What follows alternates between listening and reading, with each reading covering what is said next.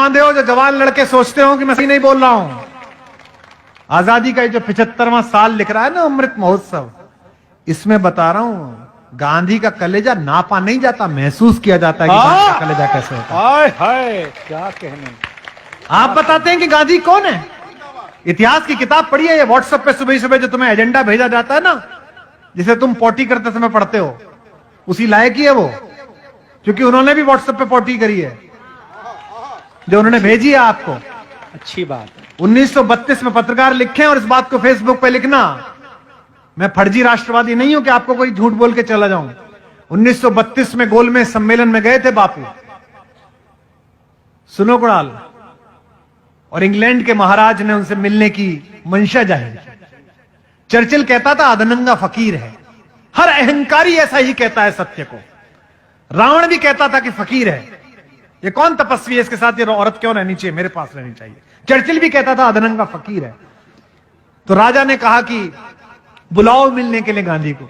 तो आप कभी राजभवन गए हो मिलने के लिए राज्यपाल जी से, राष्ट्रपति जी से मिलने गए हो, तो वहां एक प्रोटोकॉल मिलता है, राष्ट्रपति जी को छुएंगे नहीं, इतनी दूरी पर बैठेंगे, जब इशारा कर देगा एडीसी तो आपको उठना पड़ेगा, ऐसा मिलता है ना प्रोटोकॉल। वो तो दुनिया का सबसे बड़ा आदमी था, और जिस इंग्लैंड का मैं राजा कह रहा हूं वो आज का इंग्लैंड नहीं, 2/3 दुनिया का मालिक। यूनियन जैक के नीचे पूरी 2/3 दुनिया थी। उसके एडीसी ने लिखकर भेजा कि ग्रे कलर का कोट या ब्लैक कलर का कोट पहनकर आप आए। गांधी पहुंचे, बकिंघम पैलेस के अंदर बग्घी गई, दरवाजा खोला गया तो हिंदुस्तान का 156 इंच का सीना अकेली एक धोती में, क्यों ही अधनंगा। एडीसी ने जाकर कहा अंदर जाके कि साहब वो तो कपड़े पहन के नहीं आया। तो जॉर्ज पंचम बोला कि चर्चिल कहता तो था नंगा है, पर इतना नंगा है। हाँ सच है, आप पढ़िए। गांधी से मिले कि ना मिले, एडीसी ने पूछा सर बुलाऊं का वापस भेज दूं।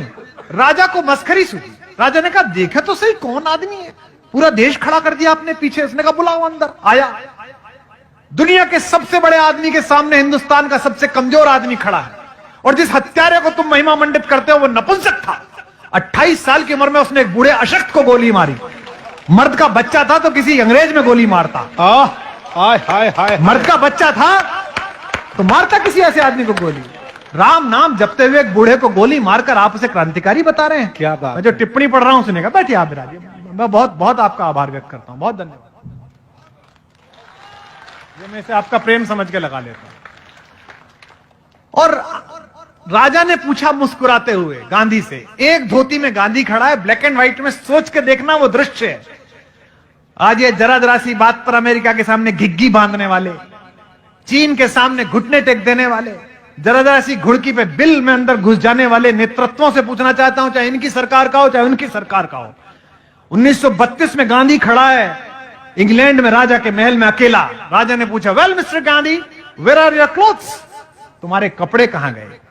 बिना कांपे, यूरेनियम से बने हुए, प्लेटिनम से बने हुए, डायमंड से बने हुए सीने वाले हिंदुस्तान के सबसे बड़े फकीर ने कहा, जो सेंटेंस बोला उसे बोलने के लिए कलेजा चाहिए, नापने के लिए नहीं, महसूस करने के लिए। उसने कहा, हिंदी में सुनाता हूं जो अंग्रेजी में कहा, नॉट इवन माइन, तुम्हारे कपड़े कहां गए? उसने कहा मेरे छोड़ो महाराज, मेरे पूरे देश के कपड़े तो चुरा कर आपने पहन लिए। इसके लिए कलेजा चाहिए। आपका चाचा अच्छा हो सकता है, आपके बाप अच्छे हो सकते हैं, पर इससे मेरा बाबा बुरा कैसे हो गया यार? आप अजीब आदमी है भाई। क्या कहने। मेरी बेटी मुझसे पूछ रही थी कल, ओके अच्छा tell me who is the best prime minister till date. उसे लगा कि प्रधानमंत्री जी मेरे मित्र हैं तो मैं प्रधानमंत्री जी बोलूंगा। मैं आपको बताता हूं देश का सबसे अच्छा प्रधानमंत्री कौन हुआ। सभी ने अच्छा काम किया, नेहरू जी ने IIT IMD अच्छा काम किया, इंदिरा जी ने प्रीवी पर्स खत्म किया, बैंकों का राष्ट्रीयकरण अच्छा काम किया, राजीव गांधी कंप्यूटर लेके आए तो बहुत अच्छा काम किया, अटल बिहारी वाजपेयी गठबंधन कैसे चले इस देश को सिखाया, नरेंद्र मोदी ने बहुत अच्छा काम किया, सबने अच्छा काम किया। लेकिन दोस्तों इस देश का सबसे ताकतवर प्रधानमंत्री था 5 फुट 4 इंच का। हाय हाय। कुछ लोग अभी समझे नहीं। लाल बहादुर, इलाहाबाद का वो लाल जिसकी बहादुरी से पूरी दुनिया थर्रा थी। वाह। 19 महीने शासन किया था शास्त्री जी ने। 1000 साल में पहली बार हम जीते थे पाकिस्तान के खिलाफ। पहली बार हमने लड़ाई लड़ी और हम जीते। और सेनाध्यक्ष ने आकर कहा कि साहब वो कश्मीर में बहुत ट्रबुलेंस हो रही है। बोले कैसे? बोले वो आते हैं मार के चले जाते हैं। बोले कहां चले जाते हैं? मारो वहां जाके। तो बोले तो सीमा के पल्ली पार चले जाते हैं। तो शास्त्री जी ने कहा पल्ली पार जाके मारो। तो सेनाध्यक्ष बोला साहब ये तो वार हो जाएगी। शास्त्री जी ने कहा देश के नागरिकों को बचाने के लिए शांति हो या युद्ध हो, करना ही चाहिए आपके साथ करा। हाय हाय हाय हाय। इतिहास को किताबों से पढ़ो, अपने नेताओं के चिंटू बनकर मत पढ़ो। इतिहास को पुस्तकों से पढ़ो भाई। ये लाइव जा रहा है, इसे लाखों लोग देख रहे हैं और मैं जानता हूं कि कल मुझे गालियां भी पड़ेंगी, छोड़ेंगे नहीं भक्त। फिर भी कह रहा हूं, और यहां भी बैठे होंगे, उनकी गालियों के बीच कह रहा हूं, आमंत्रित कर रहा हूं आप में से जो पढ़ा लिखा हो वो यहां आ जाए, एक माइक में दे दूंगा, आज बहस कर लें। इनका तो दुर्भाग्य है कि इन्होंने खुद ने ऐसों की फौज इकट्ठी कर रखी है जो बोल नहीं पाती। हाँ बिल्कुल सही। कैसे बोलेंगे? जनरल अयूब 6 फुट 2 इंच का था। एक संवाददाता थे बीबीसी के, मार्क टली। कितने लोगों को नाम याद है उनका? पुराने लोगों को। हाय हाय हाय। बीबीसी में मार्क टली थे, पुराने लोगों को याद होगा। हिंदी बहुत अच्छी बोलते थे। मसूरी में उनका मकान था, मैं भी मिलने जाता था। तो जनरल अयूब से पूछा, हिंदुस्तान पाकिस्तान के बीच जंग का आसार था और समझौता होना था, हमारी वार्ता होनी थी। तो जनरल अयूब से मार्क टली ने पूछा कि जनरल अयूब वो इंडिया के साथ आपका बात होगा तो कैसे होगा? वो शास्त्री जी से आपका बात होगा। तो अहंकार में डूबा हुआ पाकिस्तान का खूंखार शासक बोला, मैं 5 फुट 2 इंच, वो शास्त्री 5 फुट 4 इंच, वो मुझसे क्या बात करेगा? कितना अहंकार था।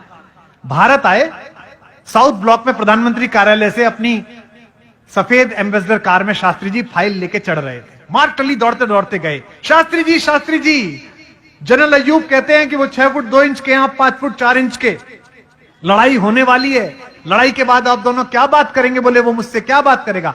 शास्त्री जी ने मुस्कुराते हुए विनम्रता से जो जवाब दिया वो आपकी हथेलियां गर्म कर देगा। शास्त्री जी ने कहा, जनरल साहब ठीक कहते हैं, लड़ाई पूरी हो जाने दीजिए, हम दोनों मिलेंगे, जरूर मिलेंगे, लेकिन हश्र ये होगा कि वो नजर झुकाकर बात कर रहे होंगे और मैं नजर उठाकर बात कर रहा हूं। क्या बात है, क्या कहने।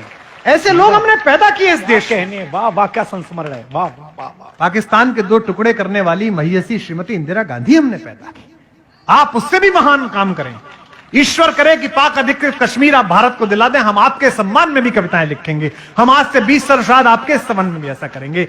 लेकिन एक बात ध्यान रखना, आखिरी बात कहकर कविता पढ़ता हूं, जो पीढ़ी अपने इतिहास को गाली देती है उसे वर्तमान भी मार्ग नहीं देता और भविष्य भी उसके लिए रास्ता। मेरे दादा ने 18 बीघे की छोटी सी खेती करके गरीबी में वक्त काटा। मेरे पिताजी ने प्रोफेसर बनके उसी गांव में पक्का मकान बनाया। मैंने हिंदुस्तान का सबसे महंगा कवि बनकर उसी गांव में एकड़ों में फैला हुआ फार्म हाउस बनाया। आज मैं उस फार्म हाउस में बैठकर अपने दादा को गाली दूं कि उस पर एक कच्चा ही मकान बन पाया तो मैं एक नीच पोता हूं और एक खराब भारतीय। अच्छी बात है, अच्छा बात है, अच्छी। तब कविता पढ़ रहा हूं। स्वागत।